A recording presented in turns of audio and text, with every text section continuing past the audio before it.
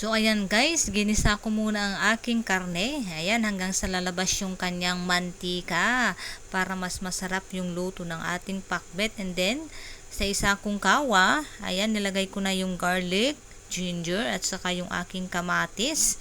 And then, dito na natin ilalagay yung mga iba pang sangkap. Ayan, o yung mga gulay. Madali lang naman luto nito guys, kasi pag sabay-sabayin lang natin lahat.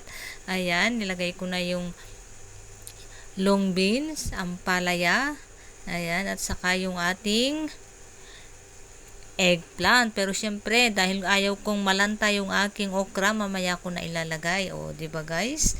Pwede rin kayong maglagay ng wing bean o iba pang mga pwedeng patani o iba pang sangkap ng pakbet na gusto nyo. So, ayan guys, and then ilalagay ko na yung aking karne kanina na ginisa hanggang sa lalabas yung kanyang mantika. O, di ba guys? Napakasimple lang. Ayan, nilagay ko na lahat para mas malasa. And then, maglalagay na ako ng aking condiments. Ayan. Kita nyo naman yung itsura niya. Ilocano talaga. Ayan, nakakawili, nakakabet. Ayan, nilagay ko ng aking bagoong. Ayan, pero dahil kulang yung aking bagoong, alternatibo, naglagay na rin ako ng patis.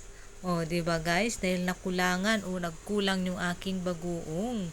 Ayan, para proportion yung lasa niya. And then, tatakpan ko na.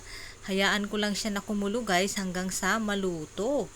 So, ayan, ito na nga ang aking pakbet Ilocano. The best pakbet ever from Divina. So, ayan guys, kung nagustuhan nyo yung ganitang klase ng video, please comment down below. Pa-subscribe na rin, like, and follow para updated kayo sa mga maraming pang videos na aking gagawin. So, ano pang hinihintay nyo?